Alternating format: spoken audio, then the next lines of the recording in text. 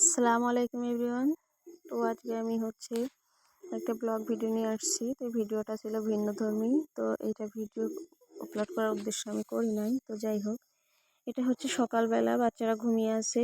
তো আমি সকালে ঘুম থেকে উঠেই প্রথম কাজটা আমার এই ছোট্ট ব্যাংকটা ভেঙে নিয়েছি। তো ব্যাংকটা কিন্তু ভরে নাই, কয়েক টাকা মাত্র 2 থেকে 250 টাকা মতো হয়েছিল। তো এটা ভাঙার পিছনে একটা কারণ আছে। আমি রাতে আমার বড় ছেলেকে নিয়ে ভীষণ খারাপ একটা দুঃস্বপ্ন দেখেছিলাম। তো স্বপ্নটা দেখে আমার ভিতর অন্যরকম একটা অস্থিরতা, একটা কষ্ট কাজ করতেছিল। আমি ঘুম থেকে উঠে আর 1 সেকেন্ডও দেরি না করে ব্যাংকটা ভেঙে নিয়েছি।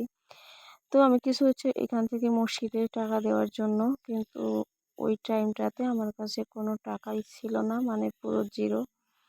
তো যাই হোক, পরিস্থিতি যেমন তেমনই চলতে হয়। তো তখন আমি আমার কাছে মনে হলো ব্যাংকটা ভাঙলে আমার কোনো অসুবিধা হবে না, কিন্তু আমার ছেলের জন্য কিছু আমাকে করতে হবে। তো মা না হলে আসলে বুঝতেই পারতাম না যে বাচ্চাদের জন্য বা সন্তানের জন্য কতটা কষ্ট হয়। এখন বুঝতে পারি আমাদের জন্য ঠিক আমার মা বাবার এমনই মনে হয় হয়তো, বা এখনো হয়। প্রতিটা মুহূর্ত আমাদের জন্য হয়তো বা তারা এরকম টেনশন করে, চিন্তা করে। তো এর জন্য দোয়া করি সকল মা বাবা এবং সবার সন্তান যেন ভালো থাকে।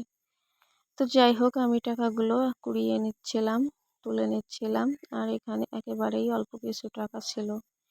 তো এই পরিস্থিতিটা আমার জন্য খুবই খারাপ যাচ্ছিল। আর এমনিতেও আছি অনেক সমস্যার মধ্যে। হয়তো বা একটু হলেও যাদের মন আছে তারা বুঝতে পারবেন যে এই সিচুয়েশনে কিভাবে এই সামান্য একটা ব্যাংক ভেঙে নিলাম। তো যাই হোক, আমার ছেলের জন্য তখন আমাকে এটা করতেই হতো, কিছুই করার নাই। তো আজকে মা দিবস। তো ভাবলাম যেহেতু ভিডিওটা আমি করে রেখেছিলাম, তো এই মা দিবসে আমি আমার মায়ের, মানে আমি যে মা হয়েছি তার ফিলিংসটা একটু সবার সঙ্গে শেয়ার করি। তো সেই জন্য আমি টাকাটা উঠিয়ে একেবারে সকালবেলা, মানে আমি ঘরে কোনো কাজকর্ম কিচ্ছু করতে পারিনি। আমার ভিতর একটা অস্থিরতা কাজ করতেছিল, খুবই একটা কষ্ট। তো আমি ওইখান থেকে সামান্য কিছু টাকা নিয়ে আবার মসজিদে চলে গেলাম। সামান্য কিছু টাকার জন্য আমাকে ব্যাংকটা ভাঙতে হয়েছিল, কিছু করার নাই। তো আল্লাহর কাছে দোয়া করি আল্লাহ যেন আমার এই পরিস্থিতিগুলো কাটিয়ে ওঠার মতো শক্তি দেয়, আর যেন ধৈর্য দেয়। তো আমি টাকাটা দিয়ে বাড়িতে চলে আসছি। তো ওদের জন্য রান্না করে নিচ্ছি। এখানে আমি উচ্ছে ভাজি করতেছি। তো কি বলবো, আসলে মা না হলে বোঝাই কষ্ট, যারা মা হয়েছে তারাই বুঝতে পারবে যে এই কষ্ট, এই ফিলিংসটা কেমন। এটা কি কাউকে বোঝানো যায়? যায় না। আমার তো মনে হয় যে মা হয়েছে যা তার সন্তানের জন্য, সেই মানে বুঝতে পারবে যে কেমন হয় বা কি হতে পারে যদি একটা বাচ্চার বিপদ বা একটা অসুবিধার হয়, তাহলে ওই মা তো আর মা থাকে না। তো আসলে মা এমনই। আবার কিছু মাও আছে যে বাচ্চাদেরকে ফেলে রেখে চলে যায়। তো যাই হোক, দোয়া করি আল্লাহ সবাইকে বোঝার তৌফিক দিক। আল্লাহ যেন সবাইকে ভালো রাখে আর সবার বাচ্চারা যেন ভালো থাকে। তো আমার ছেলেটা ভীষণ দুষ্টু। তোর জন্য আবার আমি একটু শুটকি রান্না করে নেব, আর এখানে ভাতের চাল ধুয়ে নিচ্ছি। তো মা দিবসে আমিও আমার মাকে বলতে চাই, আমার মা হয়তো ভিডিও দেখবে না, তারপরেও আমি বলি মাকে খুব ভালোবাসি, সেও আমাদেরকে অনেক অনেক ভালোবাসে, আমাদের জন্য সেও সুখে নেই। তো যাই হোক, অনেক কথা বলে ফেলেছি, নিজের ব্যক্তিগত কথা, কেউ খারাপ কমেন্ট করবেন না। তো এই পর্যায়ে আমি একটু শুটকি, আমার ছেলে পছন্দ করে, তোর জন্য আবার শুটকি রান্না করে নিলাম। চিংড়ি শুটকিটা একটু ভুনা ভুনা করে নেব।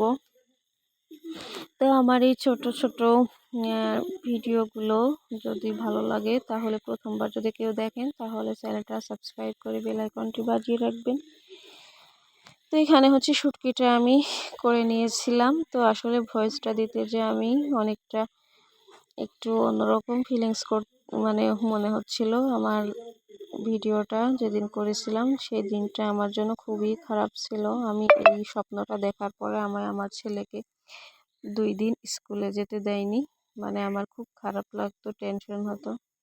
তো যাই হোক, জানি না কখন কারো কোন জায়গায় বিপদ আসবে, আল্লাহ জানে। তো যাই হোক, সবাই দোয়া করবেন সবার জন্য, আর আমাদের জন্য একটু দোয়া করবেন, আল্লাহ যেন ভালো রাখে। তো এখানে আমি দুধ গরম করে নিচ্ছি ওদের জন্য, আর মুসুরির ডাল সিদ্ধ করে নিয়েছি, ভর্তা করব। তো আজকের ভিডিওটি কেমন লেগেছে অবশ্যই কমেন্টে জানাবেন। আর সবশেষে সকল মা ও সবার বাচ্চার জন্য অনেক ভালোবাসায় রইল। আসসালামু আলাইকুম, আল্লাহ হাফিজ।